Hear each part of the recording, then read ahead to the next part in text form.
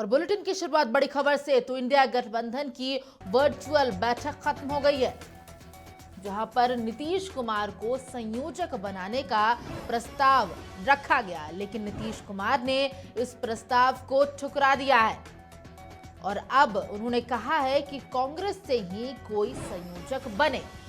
तो बड़ी खबर यहां पर इंडिया महागठबंधन की बैठक से सामने आ रही है, जहां पर कहा जा रहा है कि नीतीश कुमार ने सीधे तौर पर संयोजक बनने से इनकार कर दिया और कहा है कि कांग्रेस से ही कोई इस महागठबंधन का संयोजक बनाया जाए।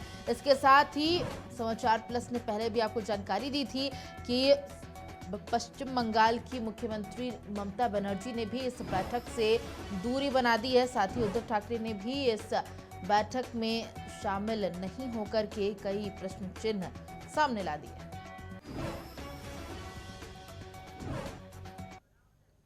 और इस बैठक को लेकर पूरी जानकारी के साथ हमारे सहयोगी अंजनी न्यूज रूम से जुड़ चुके हैं। अंजनी, बड़ी खबर सामने आ रही है, वर्चुअल बैठक आज इंडिया महागठबंधन की गई है और सबसे बड़ी बात जो सामने निकल के आई है कि संयोजक का जो प्रस्ताव दिया गया था नीतीश कुमार को, उन्होंने उसे ठुकरा दिया है।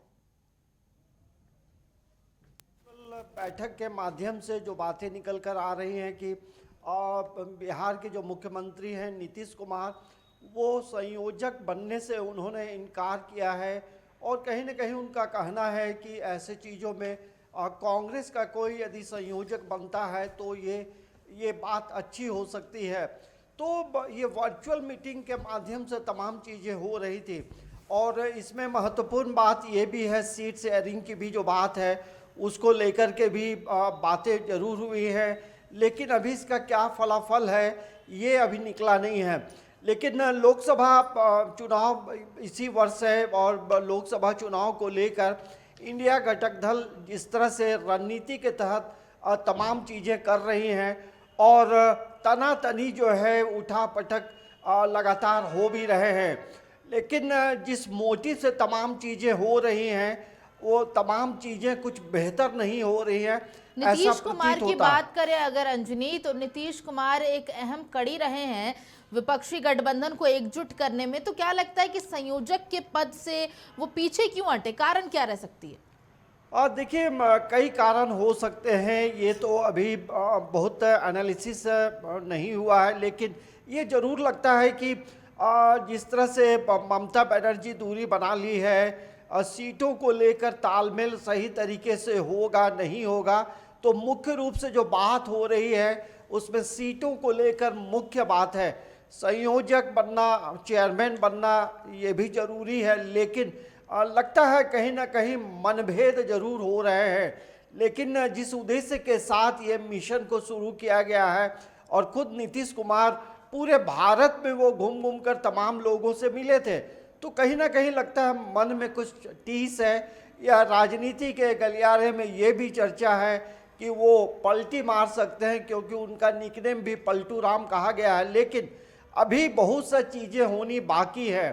आप देखेंगे झारखंड की उनकी आप बात कर रहे हैं अंजनी, तो इस बैठक में, इस महत्वपूर्ण बैठक में जानकारी मिल रही है कि ममता बनर्जी और उद्धव ठाकरे जैसे प्रमुख चेहरे जो विपक्ष के माने जाते हैं, उन्होंने इससे दूरी बना के रखी है। देखिए, दूरी जरूर है, लेकिन जिस उद्देश्य के साथ तमाम चीज़ें की जा रही हैं उसको लेकर के यदि आप देखेंगे तो कभी ना कभी इन चीज़ों को लेकर मनमुटाव या मतभेद होता है, लेकिन आने वाले समय में हो सकता है तमाम चीज़ें बेहतर तरीके से होंगी।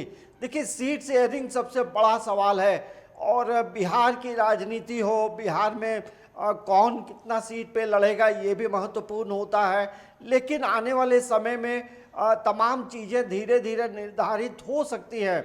और यदि हम झारखंड की इस परिप्रेक्ष्य में बात करेंगे तो मुख्यमंत्री हेमंत सोरेन भी वर्चुअली कनेक्टेड थे, शरद पवार भी कनेक्टेड थे, तो कई बड़े नेता थे।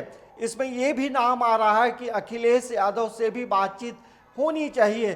तो हो सकता है कि आने वाले समय में अखिलेश यादव को भी ये कमान दिया जा सकता है, क्योंकि यूपी भी एक बड़ा राज्य है। और सीट शेयरिंग को लेकर जिस तरह से झारखंड मुक्ति मोर्चा का प्रतिनिधि दिल्ली में है और कांग्रेस के जो मुकुल वासनिक हैं और झारखंड से तमाम जो कांग्रेस के बड़े नेता हैं वो दिल्ली में हैं। तो कहीं ना कहीं सीट शेयरिंग को लेकर तमाम चीजें हो रही हैं। बिल्कुल और अंजनी, आपको झारखंड थोड़ा में सा यहाँ पर रोकना चाहूंगी क्योंकि ये जो बैठक हुई है इसको लेकर के राजनीतिक प्रतिक्रिया आने भी शुरू हो गई है। तो लोकसभा चुनाव को लेकर के सीट शेयरिंग मुद्दे पर इंडिया घटक दल की बैठक खत्म होने के साथ राजनीतिक सरगर्मी बढ़ गई है। वहीं इस बैठक में झारखंड मुक्ति मोर्चा का 4 सदस्यीय शिष्टमंडल और कांग्रेस का प्रतिनिधिमंडल भी शामिल हुआ है। बैठक को लेकर गठबंधन के नेताओं की क्या कुछ प्रतिक्रिया सामने आई है, आपको सुनाते हैं।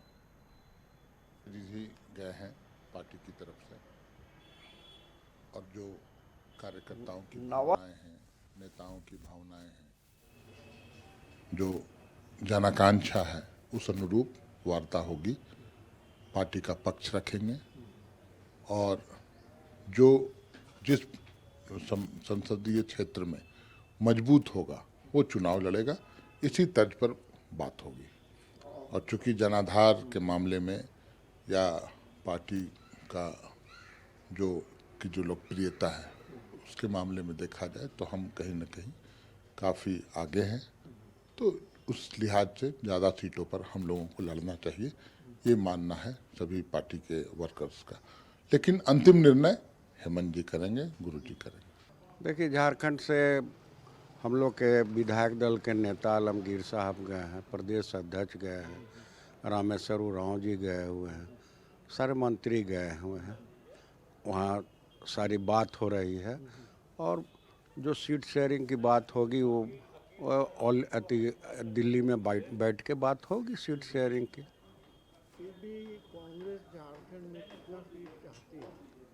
देखिए, झारखंड में पिछले बार 7 सीट में लड़ी थी, उसमें जेवीएम भी लड़ी थी और राजद भी लड़े थे।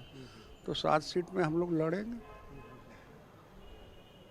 या उससे ज़्यादा भी अगर मिल सकता है तो उससे ज़्यादा सीट पर भी लड़ने की तैयारी है। और हम लोग 14 सीट पर कंप्लीटली अपना उम्मीदवार के लिए मेहनत कर रहे हैं। आरजेडी यहाँ 4 सीटों पे दावा कर रही है। मैं पलामू, चतरा, कोडरमा और गोडा, और इन सारी बातों से हम लोगों ने अपने माननीय नेता आदरणीय श्री लालू प्रसाद यादव जी और बिहार के डिप्टी सीएम माननीय श्री तेजस्वी प्रसाद यादव जी को अवगत कराया है। प्रदेश के जितने भी नेता हैं, प्रदेश अध्यक्ष हैं, प्रधान महासचिव हैं, जितने वरिष्ठ नेता हैं, अवगत कराए हैं। अब निर्णय माननीय राष्ट्रीय अध्यक्ष जी को लेना है कि झारखंड में हम लोग कितने सीटों पर लड़ेंगे। जो उनका निर्णय होगा उस पर हम लोग आगे बढ़ेंगे। तो अंजनी, यहाँ पर हमने सुना कि किस तरीके से झारखंड से राजनीतिक प्रतिक्रिया सामने आ रही है, तो क्या लगता है आने वाले दिनों में, क्योंकि अब तक तो सीट शेयरिंग की बात भी नहीं हुई है, संयोजक और अध्यक्ष पर ही अटका हुआ है महागठबंधन। अब जब सीट शेयरिंग की बात होगी तो झारखंड में पेच फंस सकता है। कांग्रेस, झामुमो और आरजेडी तीनों है यहाँ पे। देखिए, झारखंड में आप देखेंगे तो जो प्रमुख जो दल हैं, महत्वपूर्ण जो अभी गठबंधन की सरकार है, कांग्रेस है, आरजेडी है, झारखंड मुक्ति मोर्चा। झारखंड मुक्ति मोर्चा कहीं अपने आप को बड़े भाई की भूमिका में देखना चाहता है, और यदि देखेंगे तो कांग्रेस छोटे भाई की भूमिका में है। लेकिन बड़े भाई और छोटे भाई के बीच में किस तरह का तालमेल होगा, ये भी देखने वाली बात होगी।